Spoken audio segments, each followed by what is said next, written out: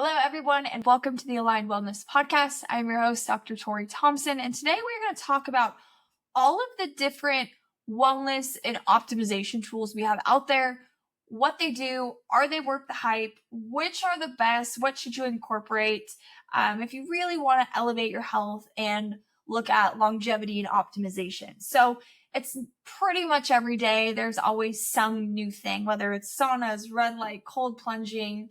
There's always some new modality that someone's saying changed their life. So what are the best modalities that have the most research that backs them? So my foundational thing that I think a lot of people miss is I believe everyone should be doing a toxin panel.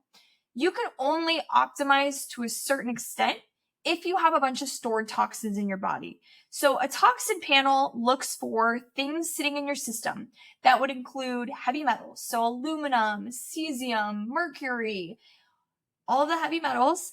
Look for environmental toxins. So this is plastics, this is pesticides, this is herbicides, this is VOCs in our building materials. We also can look at mold mycotoxins. And so if you have these things sitting in your system, they're highly inflammatory. Many of them are carcinogenic. Many of them cause hormone imbalances and all sorts of gut issues. So if you have these things sitting in your system, you need to do two things. One, make sure that the exposure is gone. Make sure that it's not something in your current house, in your water, in your cleaning products, on your food. So make sure the exposure is gone. And then two, get it out of your system. We can get these things out so that we don't deal with issues down the road. I see thousands and thousands of toxin panels. And when you're looking at it, you can go, okay, someone's got 10 things linked to cancer. If we can get those out, their chances are better, right? So we want to be able to figure out what toxins are in their body. And so you can run a toxin panel, and that toxin panel will lay out every toxin sitting in your system. And then you can come up with a plan to get them out. So that's my foundational first step. That is the first and most important thing, because without getting those out or knowing what you have in your system, you again can only detox and you can only optimize to a certain amount. It's a super easy test. It's just a urine sample done at home that gets sent back to a lab. So no blood draws. It's done at home. Very, very easy. And there's all the information on that. There's all the information on my website about that.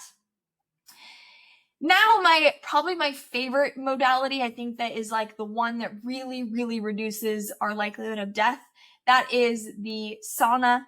And the sauna really is something that there's been a ton of research on that really shows the insane benefits for the cardiovascular system and the brain. So there was a 20-year study over using about 2,300 middle-aged men that looked at the benefits of sauna use.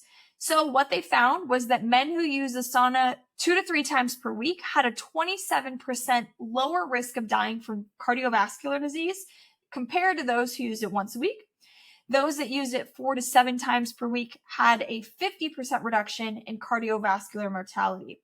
Frequent sauna use was associated with a 63% lower risk of sudden cardiac death.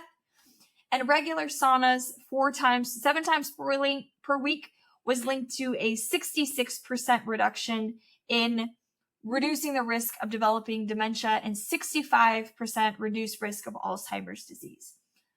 I don't know about you, but looking at a over 50% reduction in cardiovascular death and over 60% reduction in Alzheimer's and dementia, to me, I was sold. That is about as good as it can get in terms of detox modalities. So huge benefits. So how does it work? So the benefits are thought to have really come from improved vascular function. The heat exposure leads to vasodilation, which enhances the blood flow, which can reduce blood pressure. It reduces inflammation. It lowers systemic inflammation, which is a known risk factor for chronic disease. It helps with stress reduction. And it does enhance the shock protein production. So these heat shock proteins help protect cells from damage, and they're involved in the cellular repair mechanisms. So based off the research, we want to aim for 4 to 7 sauna sessions per week, lasting 20 to 30 minutes. That's really where we saw it. But again, any bit of sauna sessions that you can get in do help with health benefits. They are looking at both Finnish saunas and infrared. They both are beneficial. Most of the studies were looking at the Finnish, the traditional sauna, but the infrared, again, very similar, just not as hot. But one of the things is people go, oh, I'm going to just go buy a sauna. Costco's doing a really good deal on them. Not all saunas are created equally. So some of them actually can expose you to more toxins and do more harm than good. So what you want to look for is you want to look for no toxic glues or adhesives. You want to, make sure that they're not using plywood, particle board. Those guys will off-gas formaldehyde. You want to make sure that it's real wood and that it's not treated. And then you want to make sure that there's low EMF or no EMF. Some of the cheap saunas will emit high EMFs. And so you want to make sure that it's low EMF exposure. So again, you want to look for something that is no adhesives or non-toxic adhesive and glue. You want real wood, you want non-treated wood, and low EMFs. And then we are looking to do, 4 to 7 sauna sessions per week. That is with the caveat that you can handle that. Generally, the thing is making sure that that's what your body can handle. So start with 1 and see how it goes.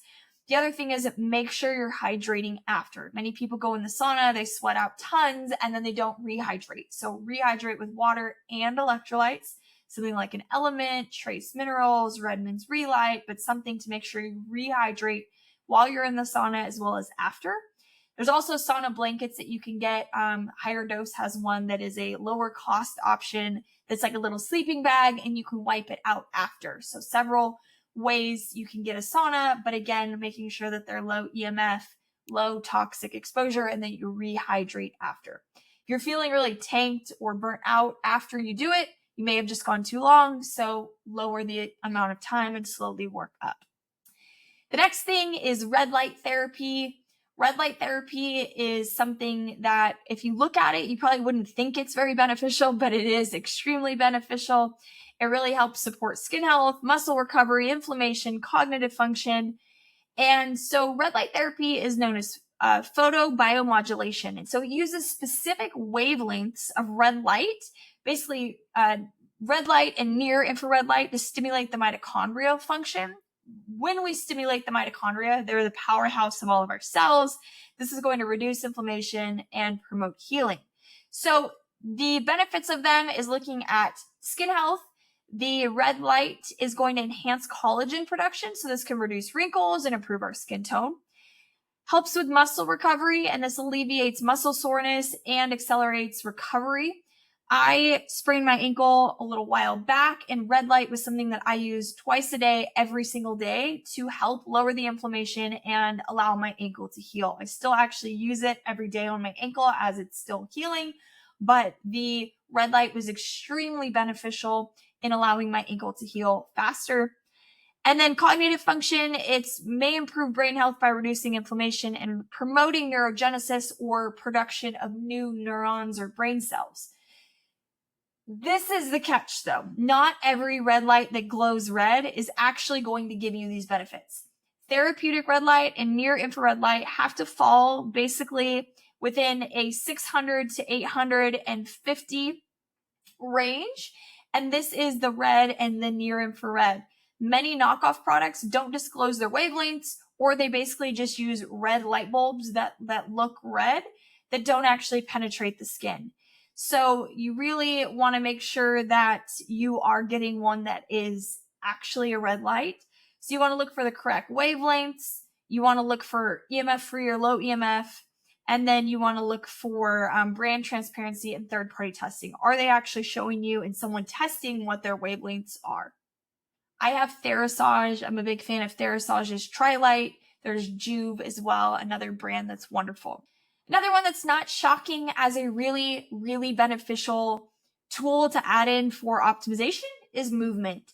We know that the sauna and red light, yes, those tools really do help with optimization, but moving.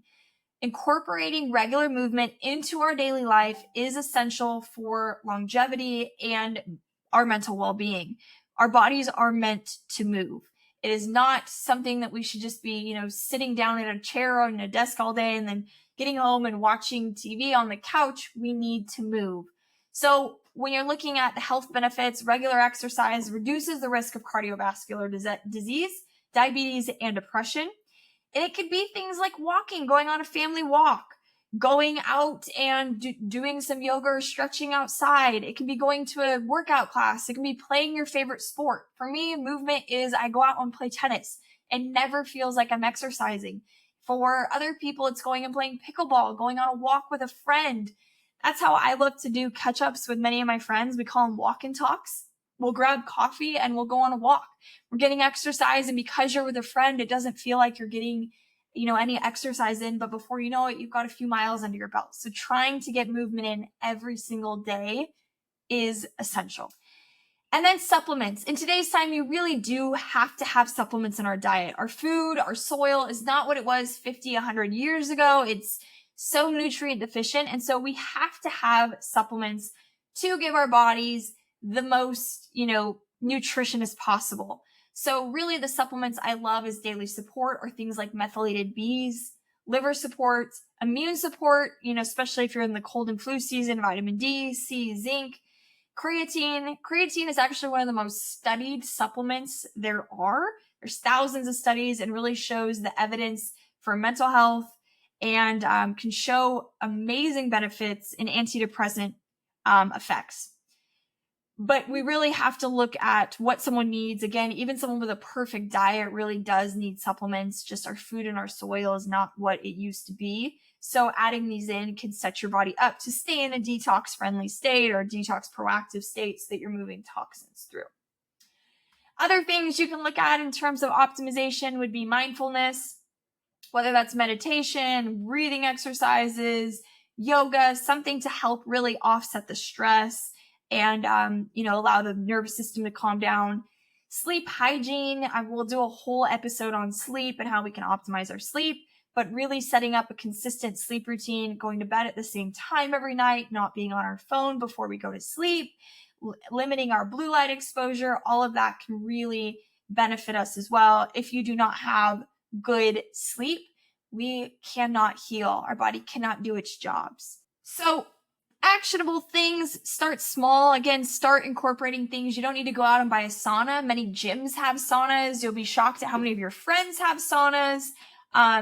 Or if you're like me and you live in Texas, going outside in the summer is kind of like a sauna. But, you can start incorporating these things slowly.